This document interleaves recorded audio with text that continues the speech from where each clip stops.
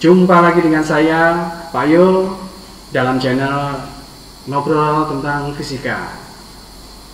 Dalam video kali ini, obrolan Pak Yo masih terkait dengan yang namanya gerak lurus, yaitu gerak lurus berubah beraturan. Iya, dari namanya sudah berbeda ya.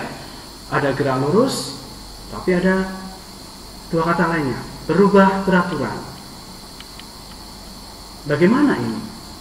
Yang berubah beraturan itu apanya?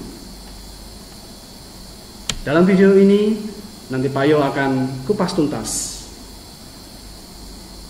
terkait dengan penjelasan konsep-konsepnya dan juga penurunan formulasi atau rumus.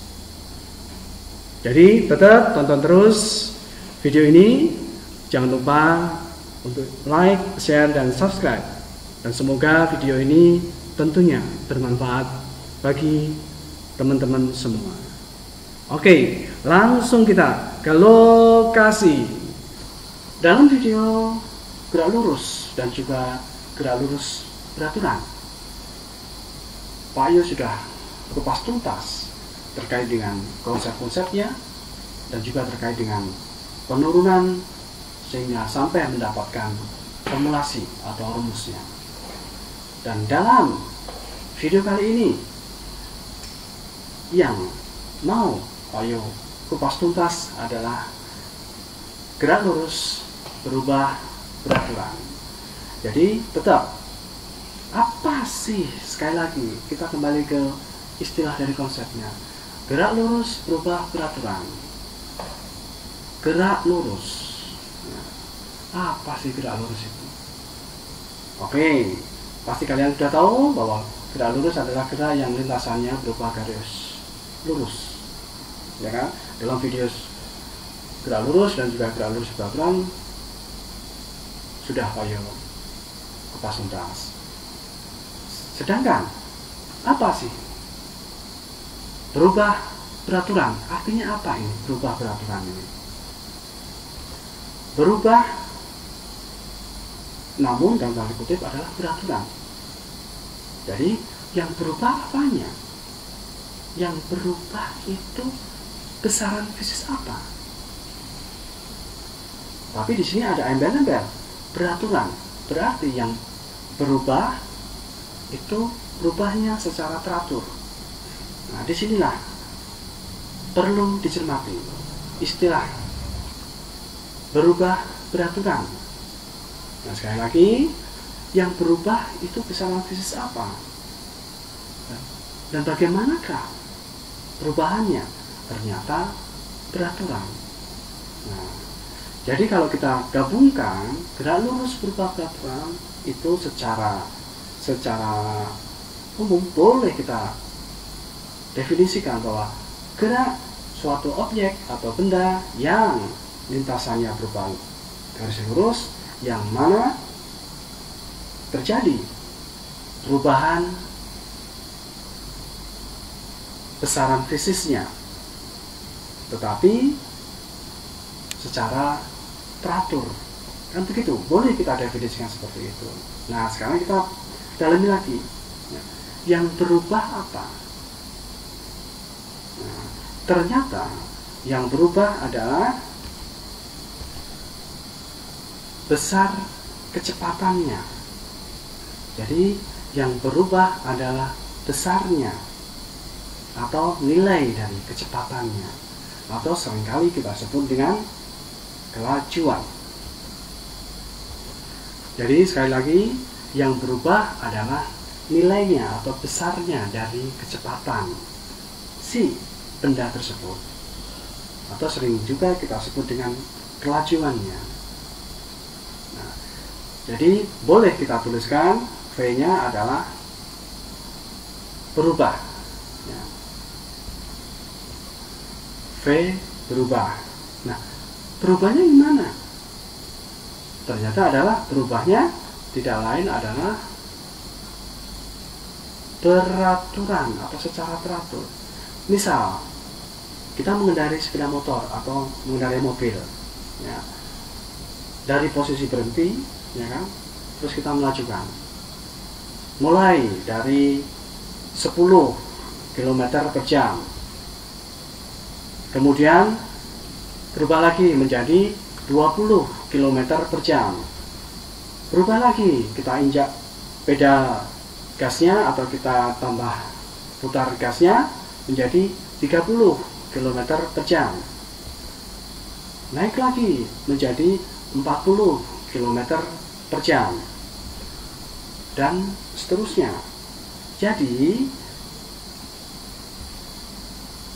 jika Pak Yo bisa katakan bahwa kecepatannya berubah dari 10 menjadi 20 menjadi 30 menjadi 40. Namun coba kita lihat bareng-bareng, ternyata bertambahnya atau berubahnya itu selalu tetap. Naik 10, naik 10. Dari inilah sebenarnya yang disebut dengan peraturan. Jadi berubah, memang betul kecepatannya berubah, namun perubahannya itu secara teratur, ya. Dan ingat sekali lagi, perubahannya ini dalam selang waktu yang sama, ya. Dari 10 menjadi 20 itu misalnya 4 detik, ya. Misalnya 4 detik. Kemudian dari 20 ke 30 juga 4 detik atau 4 second. Dan dari 30 menjadi 40 pun juga ditempuh dalam 4 detik atau 4 second juga. Jadi dengan demikian, coba deh kita lihat perubahannya secara teratur dari 10 menjadi 20, menjadi 30, menjadi 40 dan seterusnya. Namun terjadinya perubahan ini ternyata dalam selang waktu yang sama, 4 second, 4 second, dari 20 ke 30 4 second, dari 10 ke 20 4 second, dari 30 ke 40 itu juga 4 second, dan seterusnya. Jadi setiap berubah, dalam hal ini adalah naik 10 km per jam, itu kenaikan 10 km per jam itu dilakukan dalam waktu 4 detik. Jadi itulah yang dimaksud dengan berubah, tapi dalam tanda kutip adalah peraturan. Nah, coba kita cermati lagi dari angka-angka ini, apa yang dapat kita simpulkan? Ternyata ada perubahan kecepatan, ya, yang dibanding dengan selang waktu selama berubah itu yang selalu tetap. Ingat, ini perubahannya berapa? 10 km per jam dalam waktu 4 second atau 4 detik. Dari 20 ke 30, 10 km per jam juga dalam waktu 4 second juga. Dari 30 ke 40 pun juga sama, yaitu 10 km per jam juga dalam waktu 4 detik atau 4 second. Jadi disinilah sebenarnya kita dapat mengetahui bahwa adanya perubahan kecepatan tiap waktu, nah, yang selalu tetap atau selalu konstan. Jadi kalau Pak Yo tuliskan perubahan kecepatan per selang waktu yang selalu konstan. Jadi sekali lagi, adanya perubahan kecepatan selama selang waktu tertentu, yang mana ini nilainya selalu tetap atau konstan. Jadi inilah yang definisinya terkait dengan istilah di dalam konsepnya, yaitu berubah beraturan. Nah, kalau kita melihat dari sisi yang lain, seandainya kita mau melihat dari sisi yang ini, adanya pertambahan kecepatan ini, ya, perubahan kecepatan, itu bagaimana? Nah, analisisnya. Oke, yuk kita lanjutkan. Kira-kira kalau angka-angka ini ya, dari 10, 20, 30, 40 ya, dalam selang waktu yang sama ini, yang konstan tetap selalu tetap 44 ini, kalau kita gambarkan di dalam grafik ya, grafik tentunya grafik kecepatan terhadap waktu, itu kira-kira yang mana ya? Ayo gambarkan, ada beberapa pilihan, silakan nanti dipilih yang mana kira-kira. Kira-kira dari ketiga grafik ini, grafik V terhadap T, grafik V terhadap T, dan juga grafik V terhadap T, dimana yang atas ini ya, yang grafik 1 ini garisnya lurus mendatar ya, bisa yang atas bisa yang bawah ya, sama-sama tetap mendatar. Sedangkan yang tengah ini miring ya, sama miring, ada dua garis. Ini Payo misalkan ada masing-masing boleh mau pilih yang mana, tetapi pada dasarnya gambar 1 itu garisnya adalah lurus mendatar persis, sedangkan yang ini miring ya. Yang gambar grafik yang ketiga yang bawah ini miring juga, tapi miringnya ke bawah, kalau yang ini miringnya ke atas. Kira-kira untuk mewakili informasi dari data ini, kira-kira yang mana? Apakah yang ini? Ataukah yang tengah? Ataukah yang ini? Oke, pasti kalian, Payo yakin kalau kalian pasti milih yang, tentu kalian tidak akan milih yang ini. Kenapa? Payo yakin juga kalau kalian pasti sudah menonton video Payo dalam channel Ngobrol Tentang Fisika yang judulnya adalah gerak lurus beraturan. Memang betul, ini adalah grafik untuk benda-benda atau objek yang mengalami gerak lurus beraturan atau GLB. Jadi khusus untuk gerak lurus berubah beraturan ini jelas ini tidak mungkin ya. Nah, pertanyaan berikutnya, yang ini atau yang ini? Nah, kira-kira yang mana? Silakan dipilih. Kalau kita melihat dari rentetan angkanya ini, nilainya ini, apakah mengalami penurunan atau kenaikan? Ya, tentu dari 10 menjadi 20, menjadi 30, menjadi 40 itu tidak lain adalah naik, bukan turun. Ya, dengan demikian, grafik yang cocok untuk merepresentasikan kondisi ini adalah yang jelas yang nomor 2. Sedangkan yang bawah ini adalah yang turun nilai-nilainya, atau ini adalah terjadi penurunan. Jadi inilah yang disebut dengan kenaikan. Grafiknya mengalami garis-garisnya itu mengalami miring yang naik. Jadi grafik inilah yang merepresentasikan data dari informasi yang sudah kita pakai ini. Oke, jelas ya? Nah, sekarang kita dalami lagi. Jadi ini tidak dipakai juga ya. Kita pilih yang ini. Oke, kita gedein ya, kita besarkan ini grafik yang ini, tapi kita pilih salah satu saja. Mau yang atas atau yang bawah? Yang mana yang mau dipilih? Oke, sama aja ya. Oke, nanti Payo buat yang atas saja. Oke, jangan kemana-mana ya. Tunggu saja. Oke, sudah Payo gambarkan ini. Sudah Payo besarkan juga. Dan Payo pilih satu garis saja. Ya, yang tadi yang atas ya.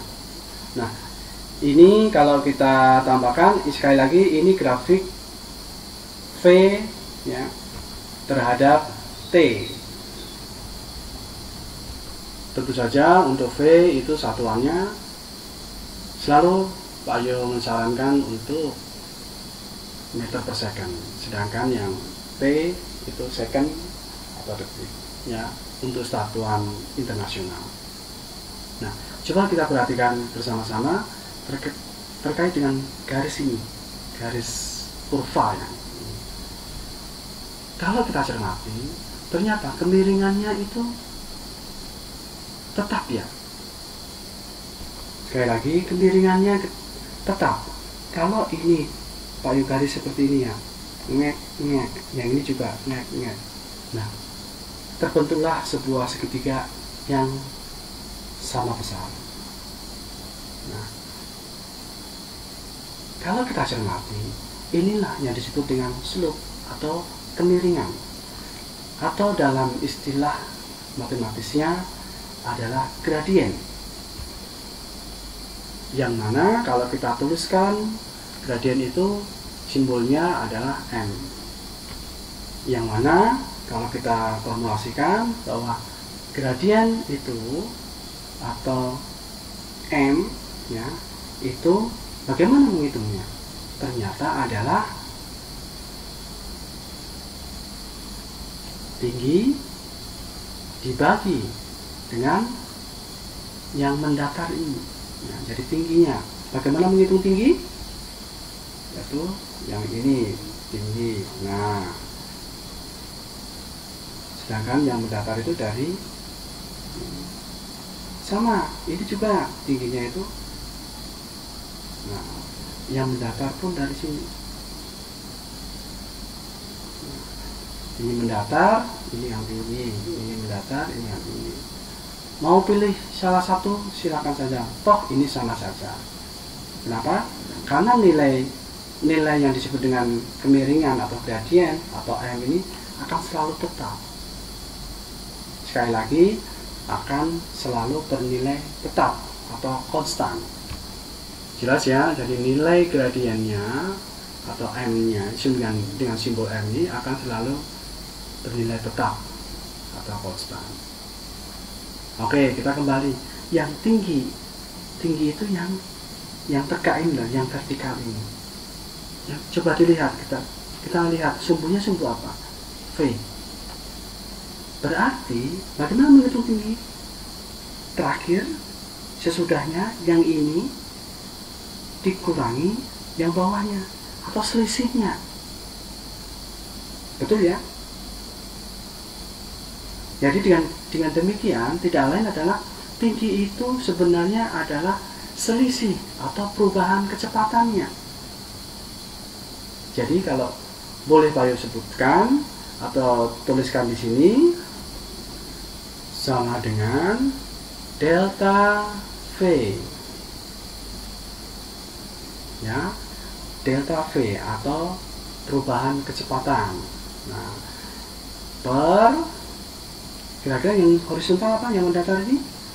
Kita lihat, cek sumbu yang mendatar ini, ternyata adalah P.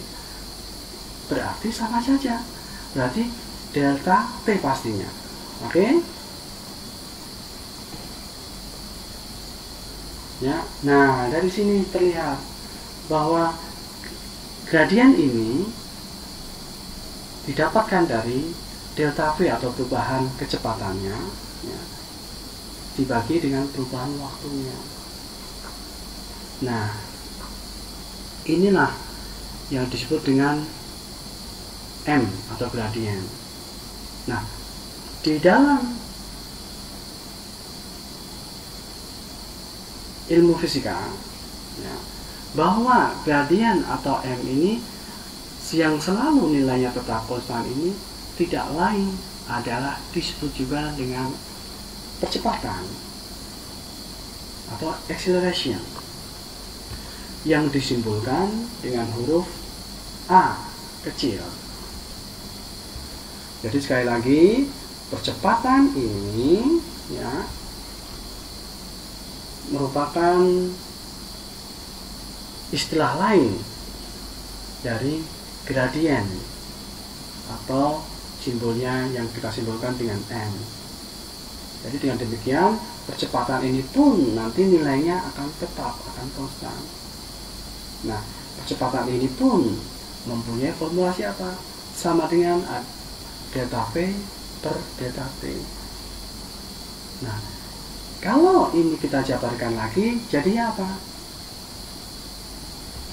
Yaitu A sama dengan VT atau V akhir, atau boleh istilahnya lain dengan V sesudah, dikurangi V 0, atau boleh dikatakan dengan V awal atau V mula-mula ya. Jadi VT itu kecepatan akhir, V0 itu kecepatan mula-mula atau kecepatan awal, atau VT itu boleh disebut kecepatan sesudah, V0 jadi kecepatan sebelumnya ya. Jadi hanya sepasang-sepasang. Kalau sesudah dengan sebelum, akhir dengan awal atau mula-mula ya. Kalau V dengan T berarti dengan 0. Waktu saat sekian detik atau TT dikurangi waktu dimulainya penghitungannya atau 0 ya, T0. Jadi boleh ini disebut T akhir, ini pun juga boleh disebut dengan T awal atau T mula-mula. Nah, sekali lagi di dalam proses penghitungan T0 ya itu selalu dimulai dari 0. Jadi dengan demikian boleh T0 ini jadi kita delete atau kita hapus, sehingga yang bawah inilah boleh kita tuliskan menjadi T. Nah, secara umum nanti persamaan ini pun akan berubah ya. Jadi kalau Pak Yo tuliskan lagi bahwa tadi yang persamaan A untuk percepatan itu akan menjadi A sama dengan VT min V0 per T. Ini yang sering disebut dengan rumus atau formulasi dari percepatan. A dari istilah asing yaitu acceleration. Nah,